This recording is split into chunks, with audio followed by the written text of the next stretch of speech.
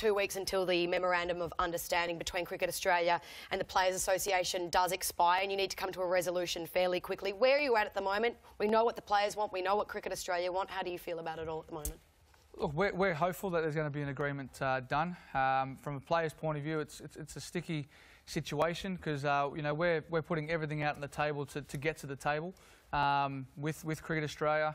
We're happy to give in the revenue share as well a little bit, and that's the main thing for us is to make sure that we've got equality there and a fair share for female cricketers and the domestic cricket players. Dave, do you think that the pay dispute had an impact on your performance over there? I know we like to say, no, not thinking about it, we're putting it to the side, but clearly it's a major issue at the moment. Do you think that impacted the performance at all? It was a big issue, clearly, but from a performance point of view, you know, that stuff is off-field, and, you know, that doesn't really distract us. We're professional athletes, you know, little things can distract us when we walk out there, but something like this, it didn't really distract us at all. You know, we're just adamant to try and get, you know, the best result for us as the Australian cricket team in the Champions League. If I may give you a double-barrel question. First question is, you've been commendably outspoken, and you've taken the flak because of it. I can't help but noticing a vacuum on the seat beside you where Steve Smith should be. Okay, so he's the captain, and he's the one that has the most authority to say, "Hear this, you bastards," and I haven't heard him say anything. Do you have a certain resentment that suddenly, you know, you're out the front and there's nobody beside you? That's the first question. Go on. Throw under the bus, Dave. We're playing no weasel words. We're playing honesty. Yeah, look, from where I stand and the position that I take on this, you know, I try and take as much off him as possible. Yeah, he does lead us on the field, and rightly so off the field as well. He does a great job. But in this circumstance, I'm willing to go out there and to bat for everyone.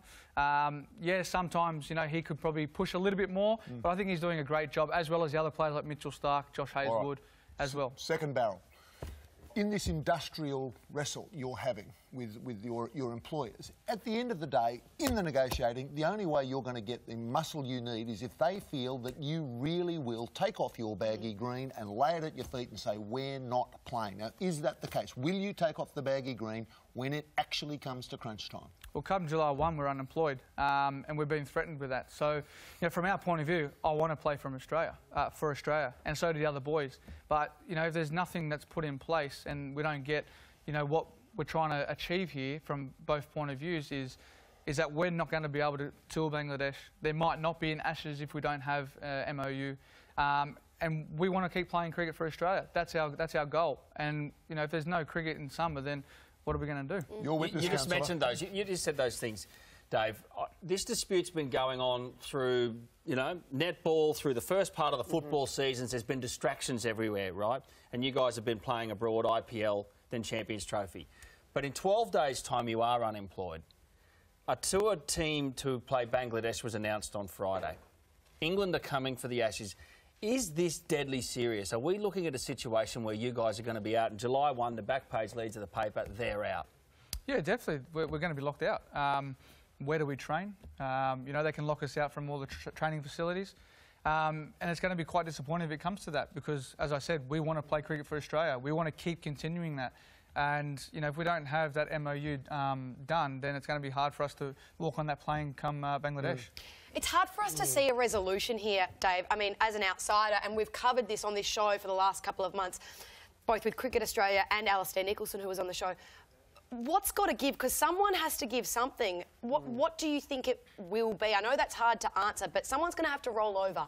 Yeah, look, we're prepared as players to give a little bit more in that revenue share, but that's what we want. You know, we can't. You're not going to budge off the revenue sharing model? We're not going to budge off the revenue sharing model because we want equality and a fair share for domestic and female players. Absolutely. And that's in a nutshell. That's exactly what it's all about. In defence of the players here, Cricket Australia have not properly made a case for taking them off revenue share. They've tried to. They've sent videos behind the backs of the Australian Cricketers Association to the players directly. There's been all sorts of shenanigans going on. They wouldn't say, but they haven't properly made the case.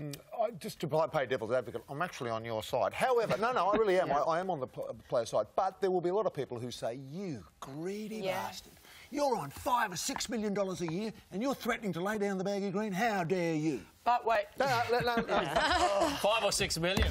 Yeah, look, at the end of the day, we've been offered contracts and we've knocked it back. But that's because we want to make sure that the female players and the domestic players are in this revenue share model. Because through the decades that have gone past, the past players that have been in our situation stood up for us. I was a domestic player. I was a young kid coming through.